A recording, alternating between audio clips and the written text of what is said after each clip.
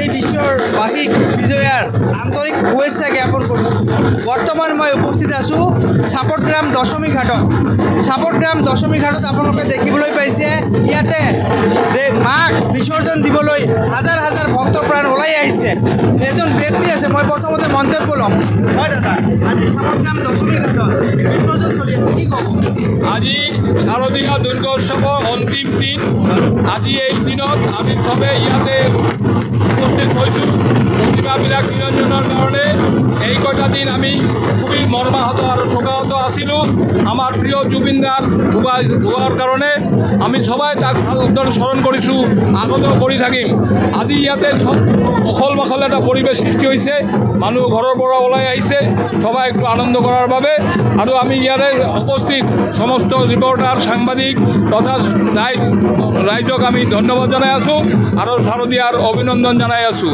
যাতে প্ৰতি বছৰ আমাৰ মাজত যাতে কোনো হিংসা সাম্প্ৰদায়িক মনোভাৱ এইবিলাক না আহে, এইবিলাক দৃষ্টি ৰাখি আমি যাতে সুচাৰুৰূপে প্ৰতি বছৰৰ নহয় এই দুৰ্গোৎসৱ ঈদ উল জোহা ঈদ উল ফিতৰ সব আমি পালন কৰিব পাৰোঁ, এইটোৱেই মই আশা কৰোঁ।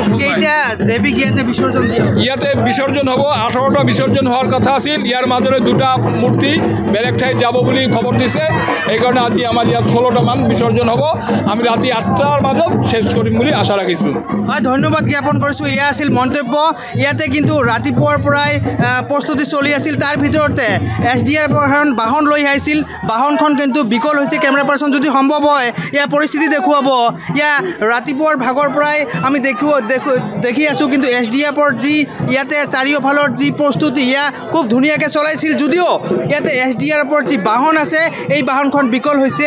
তাৰ পিছৰে পৰা কিন্তু এনেদৰে বিসৰ্জন চলি আছে। আপোনালোকে কেমেৰা পাৰ্চনে পোনে পোনে দেখুৱাই আছে ইয়াৰ পৰিৱেশ। ইয়াতে 16টা দেৱীক ইয়াতে বিসৰ্জন দিয়া হ'ব বুলি জনাইছে কেমেৰা পাৰ্চনে।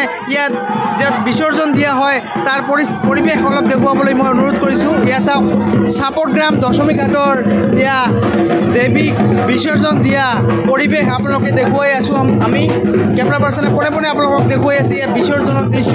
ইয়াতে উখল মাখল পৰিৱেশৰ সৃষ্টি হৈছে। দেৱী দুৰ্গাক বিসৰ্জন দিয়াৰ কাৰণে হাজাৰ হাজাৰ ভক্ত ওলাই আহিছে। এয়া আপোনালোকক কেমেৰা পাৰ্চনে পোনে পোনে দেখুৱাই আছে। এয়া আপোনালোকে দেখিলে চাপটগ্ৰাম দশমী ঘাটত এনেদৰে প্ৰায় 16টা প্ৰতিমাক দেৱী দুৰ্গাক ইয়াতে বিসৰ্জন দিয়া হ'ব বুলি মন্তব্য দিছে। পোনে পোনে মন্তব্য দিছে। আপোনালোকে চাই আছে DA News Plus। মই তাৰিফুল হক, ধন্যবাদ। যিকোনো খবৰৰ বাবে যোগাযোগ কৰক 7099017330 লগতে 7099017110 নম্বৰত।